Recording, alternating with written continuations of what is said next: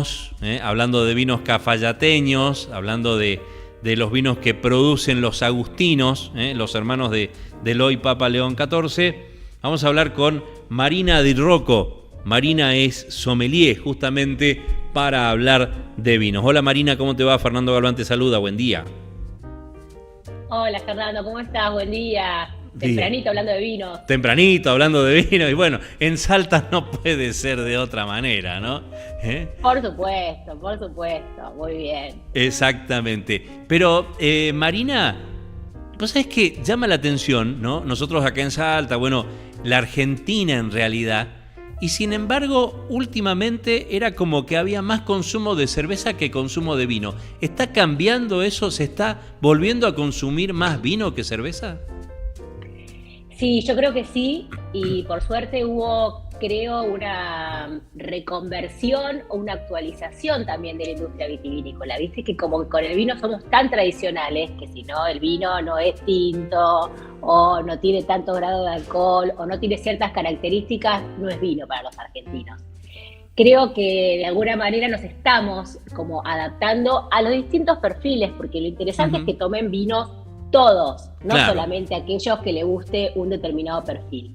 Entonces vos pensás que de alguna manera esa generación, que vos hacías referencia, que tomaba cerveza, o gente que el vino le parecía muy fuerte, bueno, sí iba a este tipo de bebidas, o sí iba al trago. En cambio, ahora al existir otro perfil de vinos, esas generaciones nuevas, o esa gente que no le gustaba el vino, puede ingresar. Y eso es espectacular, porque en definitiva hay que pensar que nosotros tenemos que ir por una industria vitivinícola que da mucho trabajo, que genera mucho empleo, y el vino es argentino. O sea, la cerveza también, pero el vino es lo que nos representa, porque en realidad es toda una escala, ¿viste? Entre cosechador, productor, elaborador, nosotros que estamos hablando del vino. Entonces creo que volvemos a tomar un poco vino, y te habrás dado cuenta, no sé si viste, gente joven, chicos que de repente tienen 20 y pico de años, que piden un vino, comparten un vino. Sí, vos sabés que llama la atención y por ahí, claro, nosotros somos un poquito más viejos, ¿no? Y estamos acostumbrados a el vino en botella, al corcho, a una buena aireación, a una buena copa, pero de golpe los empezás a ver con el vino en lata, con la botella que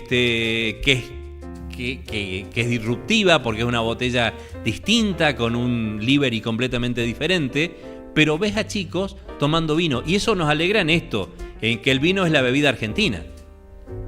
Totalmente. Siempre hay que hacer una diferencia.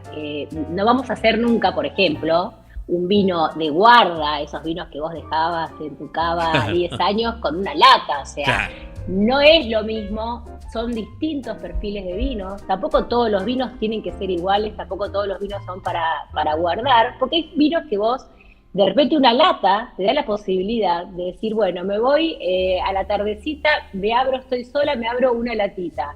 Y bueno, por ahí un vino no lo hacía. Entonces creo que es un poco la diferencia, y nuevas tendencias que están en el mundo, que se empiezan a ver en Argentina, y que están vinculadas con los vinos menos alcohólicos.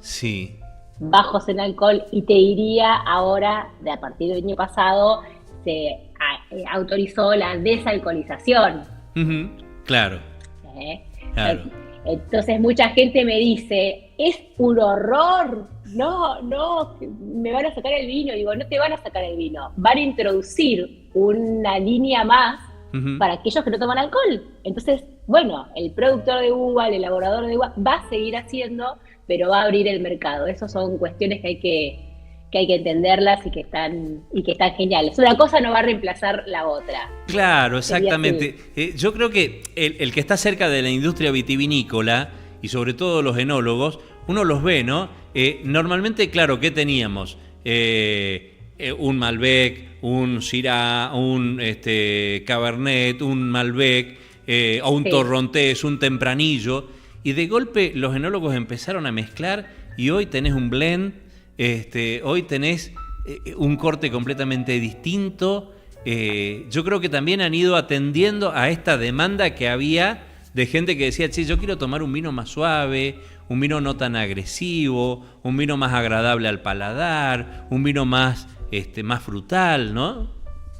Bueno, de hecho, un vino bajo en alcohol, que se llaman bajos en alcohol o cosecha temprana, que es un vino que por ahí encontrás en una góndola que dice bajo en alcohol, bajas calorías, y que tiene 8 grados de alcohol. Esto era algo que la legislación argentina no lo permitía. Vos pensás que todo esto comienza el año pasado, ¿sí? Justamente con 2 resoluciones muy importantes. Entonces, esto era imposible pensar. O encontrar, que todavía no lo estamos viendo mucho, si se exporta, muchos vinos argentinos se exportan, digamos, con 0 alcohol, y ver en una etiqueta del vino la cantidad de calorías. Claro. Es algo que vos decís, a ver, ¿a quién se le ocurre? Yo tomo un vino porque quiero tomar un vino, claro, tomo con moderación, pero es llegar a todo esto. Encontrar un sello de vegano en un vino. No sé si lo has visto. Sí, me llamó la atención de ver un vino vegano. ¿Vino vegano o un vino gluten free? Bueno, esto tiene que ver con las certificaciones, la gente que tiene intolerancia o la gente que tiene la firme convicción de, hay muchísimos vinos que son veganos, porque vos pensás que el vino básicamente está hecho de uva. Claro. Yo siempre le aclaro a la gente que el momento donde puede intervenir algo derivado de un animal es en el clarificante que se utiliza. Entonces, ese clarificante puede ser un derivado de la albúmina de huevo, o de la caseína, o de la gelatina, que es cartílago de animal. Entonces, ese es el momento, te estoy hablando de partes por millón, pero casi imposible de determinar. Pero bueno, hay bodegas que como aspiran a ese público que necesita esa certificación, lo van a aclarar. Hay muchísimas bodegas, seguramente las que tomás vos, tal vez tradicionales, que no utilizan un componente, digamos, animal. Pueden no clarificar y ya sería vegano, pero tampoco se toman ni el trabajo ni el costo, porque son cosas muy caras, de poner en su etiqueta vegano, porque no tienen ese segmento de público y de precio. Claro. Es marketing, en definitiva. Exactamente. Y hablamos de, una gran variedad y una incorporación también nueva, que es el tema del espumante, ¿no? El espumante empieza a ganar espacio también en el medio de la carrera. Vos sabés que el tema del espumante, viste que si yo me ajusto al tema números, el último año, fin de año, cayó en comparación, ¿sabes qué? En la época del brindis. Claro. Pero esto tiene que ver con una cuestión de costumbres, porque no sé si te pasa, antes es como que éramos tan rígidos que terminábamos de comer el lechón, todo mi tentoné, todo, y llegaban las 12 y resulta que tenías, técnicamente es un espumante, pero la pregunta clásica ¿cuál era? ¿Sidra o champagne? ¿No? Sí. Y lo abrías en ese momento. Yo creo que ese tema de abrir a las 12 el espumante, por eso cayó mucho en diciembre. Sí. Pero, afirmando un poco lo que vos decís, creo que durante el año se estabilizó el consumo del espumante, porque hoy la gente toma espumante para comer, lo tomás en invierno, es una bebida que es espectacular incluso para hacer un maridaje y demás. Creo que era una bebida con mucho prejuicio. No sé si vos pensás lo mismo en su momento, vos decías, no sé, decís un espumante, mira, no sé qué cosa pedir, lo que te traen las fraperas, ¿viste? Por ahí hay gente que no lo hacía por esta cuestión, pero los argentinos tenemos espumantes que son tremendos, espectaculares.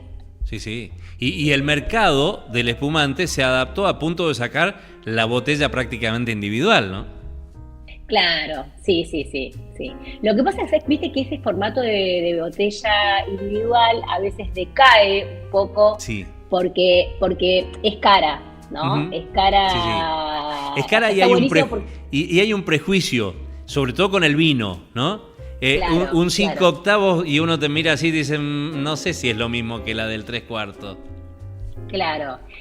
En realidad es lo mismo, pero si nos ponemos más técnicos, tiene una evolución más rápida que si tenés más cantidad de líquido dentro de la botella. Tiene que ver con una cuestión de líquido y de oxígeno. Pero la verdad que para un formato, sobre todo para restaurante, está genial. Sí, claro. Pero fíjate que hay otro segmento que tal vez corrió esa botellita en un restaurante, que es los famosos bag-in-box, ¿viste? Sí. Los vinos se encajan con digamos, con la bolsa que los cubre del oxígeno. Entonces muchísimos restaurantes van a ver, por ahí no los ves vos, pero ellos lo tienen refrigerado, el vino por copa, lo sirven con este formato que es recontra práctico. Bueno, no sé si llegaste a escuchar el final de la nota anterior, que era con el padre de Pablo Hernando Moreno, que son agustinos. Sí, la escuché. Bueno, ellos tienen un vino que se llama Camino de la Virgen, pero estoy hablando de 2004, si es referencia a él, y tal vez un poco antes. Ya en esa época ellos lo producían con este sistema. Ah, mirá qué interesante, claro. Ya en aquella época. Sí. Lo que pasa es que también estamos hablando siempre de prejuicios de los argentinos, porque nos cuesta, ahora estamos un poquito más ayornados, nos cuesta, nos sacaron el corcho, nos pusieron la rosca, claro. Nos cuesta. Nos ponen eso y decís, uy, lo vinculamos a un tetra. Claro. Y entonces es como que nos cuesta, y por eso está buenísimo la información y la comunicación, ¿no? Porque también al margen de la opción de consumir una cosa o la otra, hay algo que no nos tenemos que olvidar y que es la sustentabilidad. Entonces, muchas veces encontrar envases sustentables, envases que prácticamente para un restaurante, un bag-in-box o desechar, no sé, tantas botellas para el concepto de un vino en copa, es lo mismo. Entonces es como que es todo un conjunto que es muy, muy integrado. Exactamente. Lo que sí tenemos claro que es un mundo maravilloso hablar de vinos. Es terrible y mira, es tempranito a la mañana y yo creo que si a mí me seguís hablando puedo estar hasta las 3 de la tarde. Tengo un problema. Yo no sé cómo, pero en el estudio, entiendo que del programa de anoche, que es un programa de Yo Profundo, mirá lo que quedó en el estudio. No lo llego a ver. No sé si esto es un Finca Humanao, es elaborado obviamente acá, es un Malbec Cabernet cosecha 2022. Esto, Finca Humanao, estamos hablando del departamento Molinos, aquí en la provincia de Salta, un vino que está elaborado y embotellado en origen, y bueno, Molinos 2.230 metros sobre el nivel del mar. Sí, espectacular. Lo conozco el vino, me gustan mucho los vinos de altura, los vinos salteños, los vinos de Jujuy también, es muy especial, creo que eso es algo que uno tiene que ponerse la bandera, ¿no? Del norte argentino, porque son únicos. O sea, ¿en qué parte del mundo vas a encontrar esta altura y esta particularidad? Y esos vinos hay que venderlos de esa manera. Exacto. Ese vino es muy rico, rico y sí. Bueno, mira, empiezan a llegar preguntas. Yo no necesariamente son de consumidores de buen vino, ¿no? Porque me dice uno acá, ¿y la mezcla? ¿Cómo se toma de verdad el vino? Entiendo que algunos que lo bautizan, como decimos acá en el norte, ¿no? Mira, vos sabés que yo tengo como un concepto muy abierto respecto a eso, porque como empezamos el programa y dije, lo importante es consumir vino industria nacional. Exacto. Entonces, si yo en verano, y esto te lo voy a decir, por ahí alguna persona se horroriza con lo que voy a decir. Si yo tengo a una persona que se iba a pedir un trago y me dice, che, ¿me armás un trago con vino? O sea, ¿me haces un tinto de verano? Y yo se lo hago, porque yo prefiero que vos, ese vino, utilices vino como materia prima y no que te vayas a otra bebida o que te vayas a un destilado o que te vayas a una, no sé, por decir algo, una cerveza industrial. Sí. Entonces hay que desmitificar. Por supuesto que hay una manera donde estos grandes vinos, como el que estabas hablando vos recién, la mejor manera es tomarlos, por ejemplo, sin hielo o tomarlo a la temperatura correcta, porque, bueno, con el hielo lo que ocurre es que vas a terminar aguando el vino. Pero yo digo, es mi vino, es mi decisión. Si yo me lo compré, tómalo como quieras, pero comprá vino. Creo que es un poco el mensaje que tenemos que dejar los sommeliers, la industria, los enólogos, dejar de sacar este tecnicismo que nos llevó para atrás, porque dejamos de consumir muchos litros de vino por esto, que si no sabés pedir un vino parece que no tenés derecho. Claro, claro. ¿No pasa eso? Claro, exactamente. Está bueno ese concepto, ¿no? Tómalo como quieras, pero toma vino argentino, consumí trabajo argentino, ¿no? Está buenísimo eso. Así que que haga la mezcla que sea, siempre por supuesto moderación. Claro. Y siempre se acompaña el vino con un vaso con agua, siempre se acompaña. Hay que hidratar el cuerpo para evitar la deshidratación que produce el alcohol. Eso es fundamental, la responsabilidad, ¿no?, del momento de consumir. Qué gran dato eso. Y la otra pregunta es, ¿cómo se mezcla con energizantes? Esto entiendo hace referencia a justamente los espumantes, ¿no? Claro, sí. A ver, vos el vino lo podés utilizar como si fuese otra bebida alcohólica. O sea, así como vos hacés, no sé, un Aperol Spritz, podés hacer un no sé, Malbec Spritz. O sea, eso es imaginación, eso es coctelería. Yo por ahí, a ver, no, para mí el vino es tan noble, es una bebida que es un alimento, de hecho está regulada en el Código Alimentario, que a mí me decís un energizante y cada uno hace lo que quiere, pero a mí me da como ya cosita ahí, ¿no? Porque es incorporar algo que tal vez, no sé, por ahí no es tarde, bueno, pero para coctelería, hablando de coctelería, vos fijate que estamos hablando de vino y estamos hablando de vino como subproducto de otra actividad que es la coctelería. Vos lo podrías reemplazar y está buenísimo, es muy interesante reemplazarlo. Podrías hacer, no sé, poder reemplazar el pisco, el vodka, incluso un amaro o lo que fuera por el vino y hacer un cóctel o ponerle frutas o ponerle gaseosas. Yo los invito, los invito, yo tengo mi red donde hago este tipo de comunicaciones que es Marina Sommelier. Bueno, Marina Sommelier.